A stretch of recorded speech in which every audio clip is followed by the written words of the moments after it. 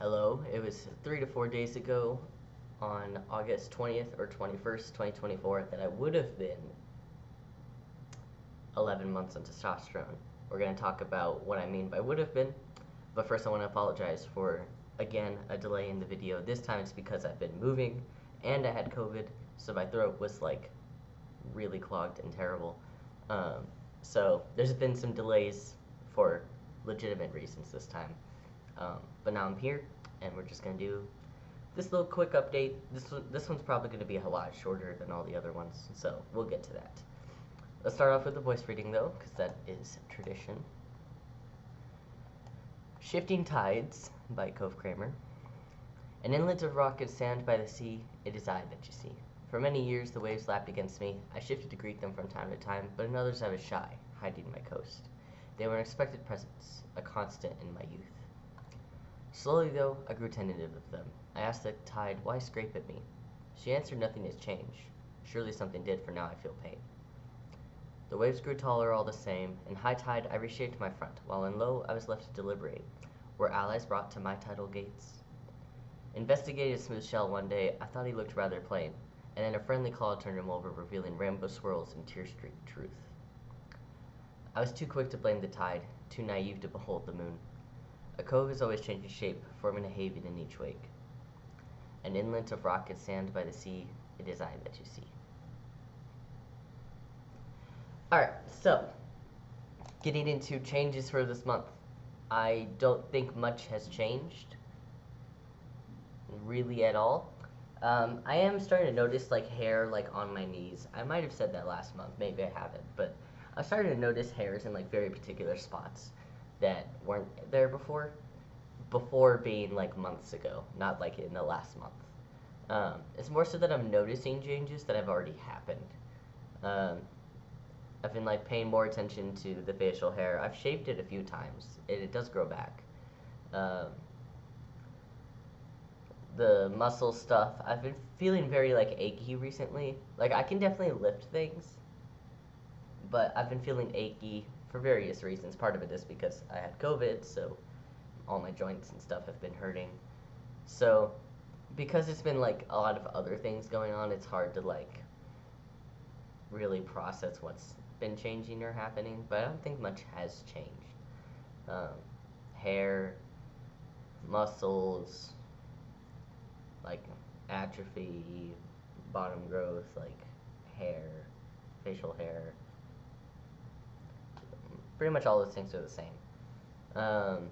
Not to be like super simple, but I'll explain why they're the same in just a few seconds.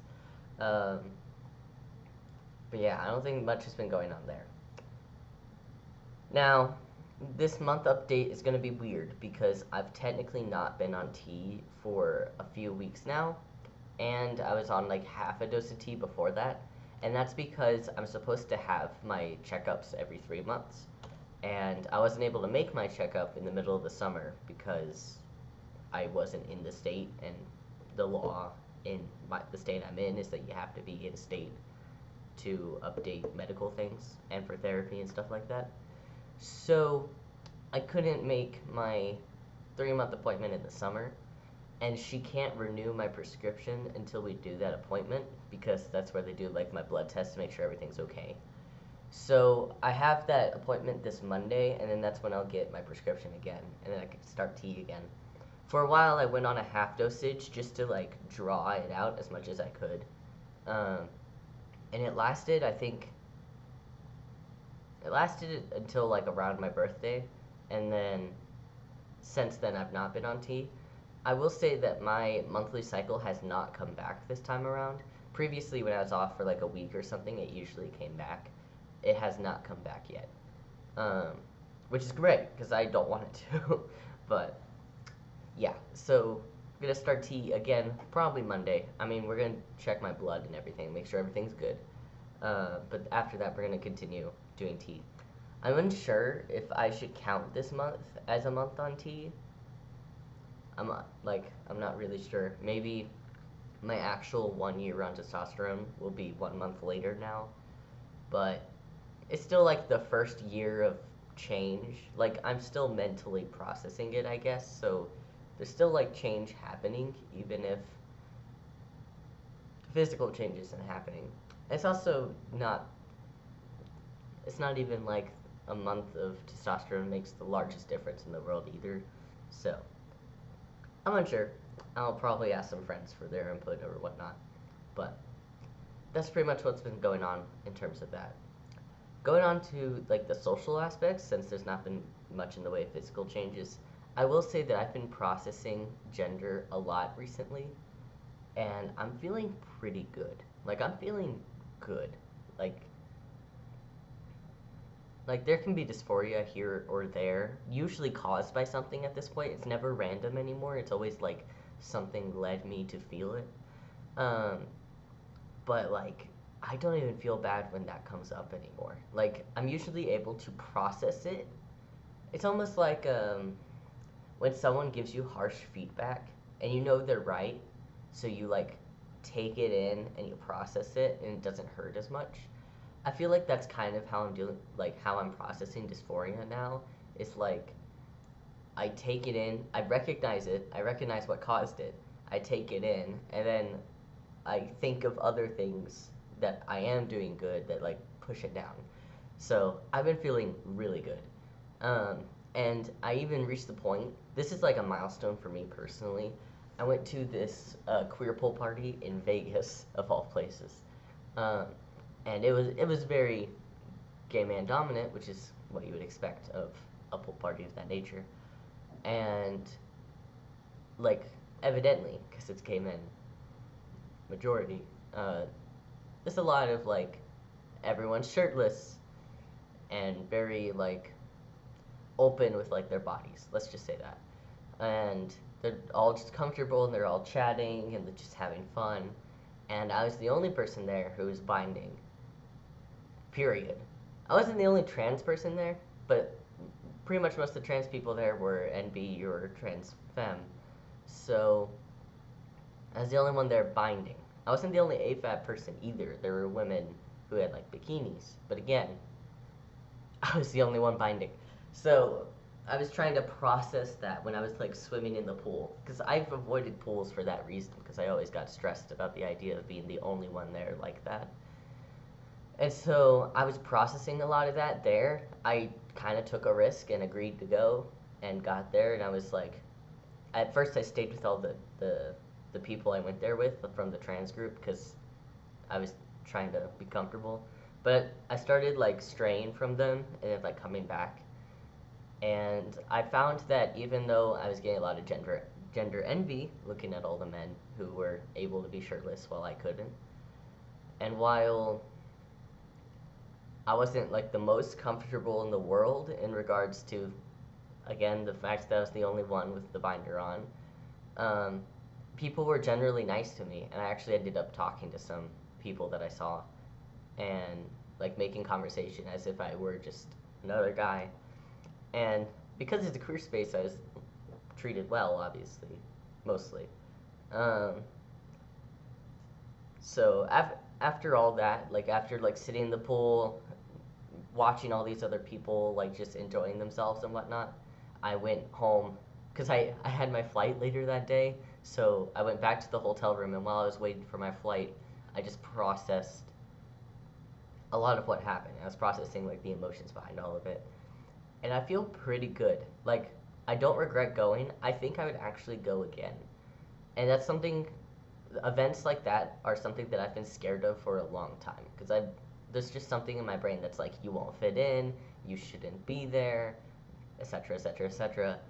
But I think maybe I was my own blockade there, and I kind of was telling myself before that you wouldn't enjoy it because you'd be too stressed, and now I realized that that was wrong. I think I actually did enjoy it. I think it was kind of fun. Um, I still was spending a lot of energy like trying to not feel dysphoria and etc etc, but I think like if I went several times I would reach the point where I wouldn't be doing that anymore. So overall, the point I'm getting at here is that after that happened and since then I've been processing that event and processing how I feel about it, and I've been feeling like really good with gender.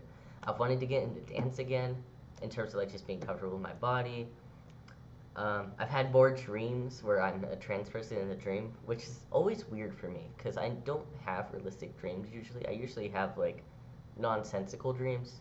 I will say that like throughout high school, I had dreams where I was always wearing a suit in the dreams, so that's kind of funny. Um, but I never processed gender in my dreams ever. Honestly, if I were to like explain it, the closest gender I probably had in my high school dreams was probably NB, because I never was anything definitively, like seriously.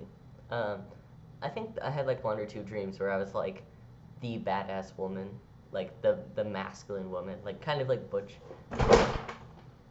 That was loud. I'm sorry. Um, but that's beside the point. I've been having some of those. My friend recently got top surgery, and so I've been thinking about top surgery again.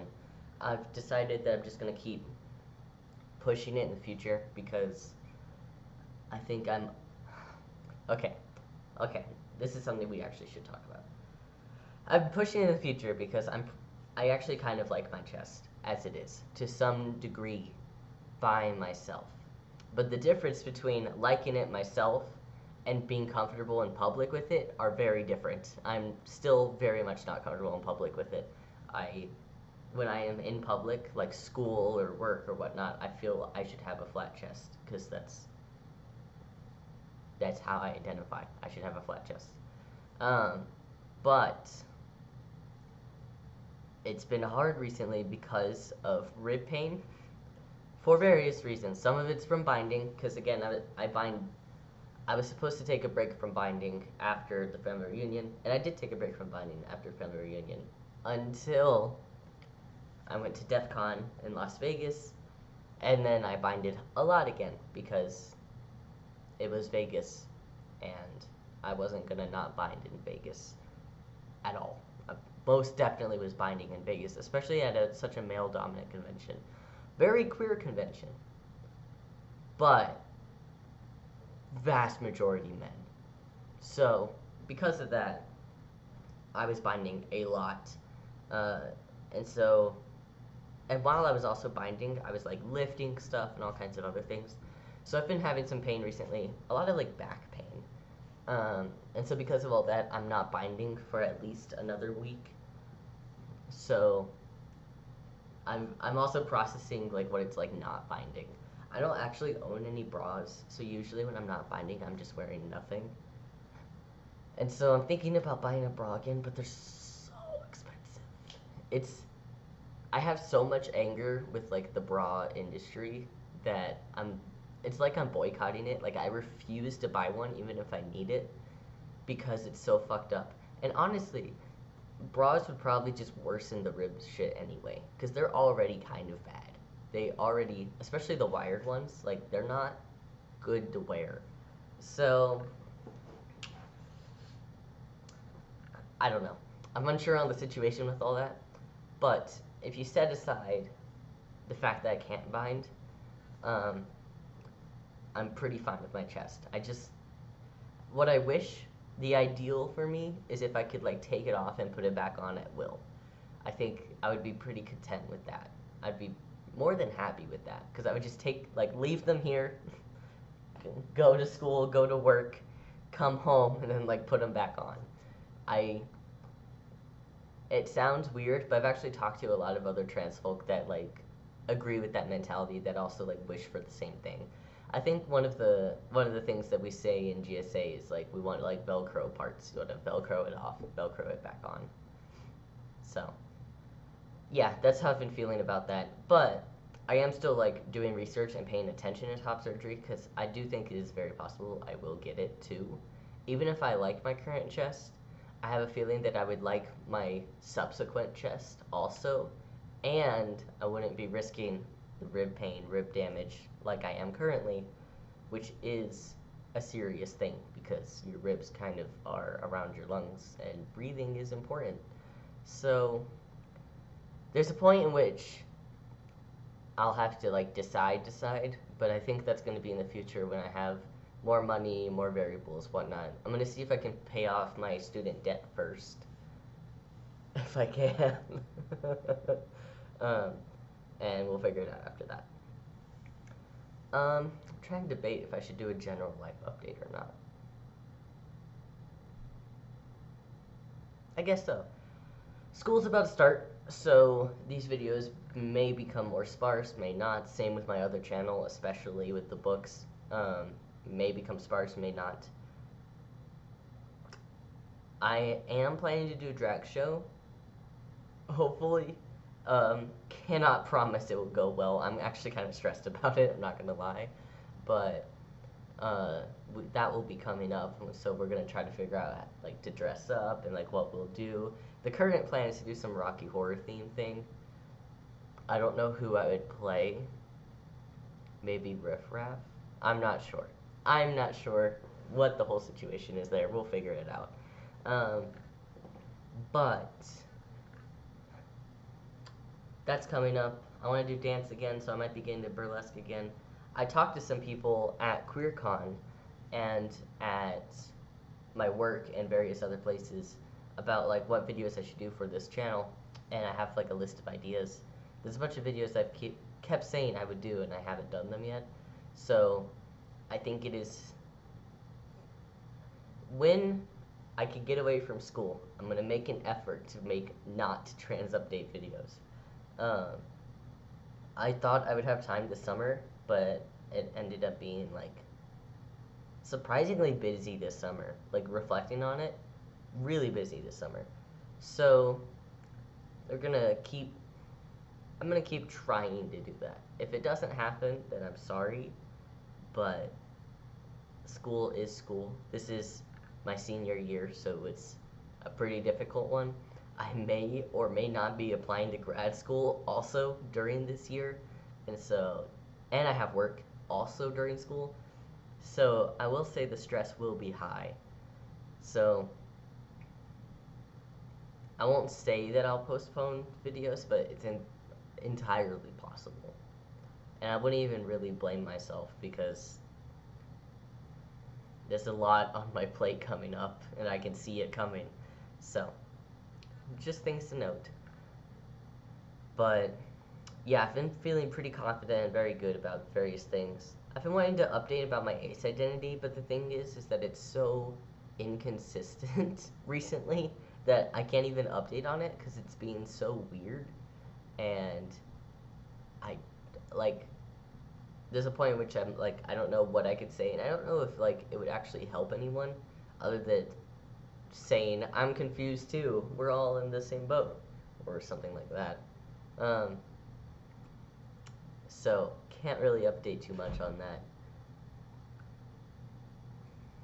Trying to figure it out. I could do something about QueerCon, but I only went to like 2 events, and it seemed everyone there has been a part of QueerCon a lot longer, so I'm not sure. I never ended up doing my Pride video because I had like no content to share from it, and most of Pride I ended up spending talking with my friend, pretty much like the whole Pride, so not the most to reflect on there.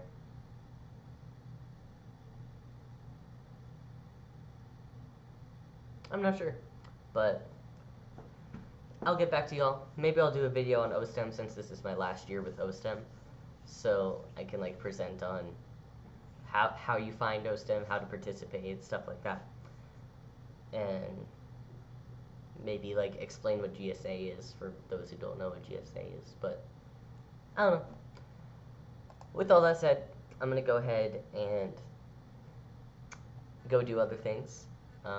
But I'll be back next month with testosterone again. We can actually update on physical changes and whatnot next time. Have a good one. I'll see you all in a month. Bye bye.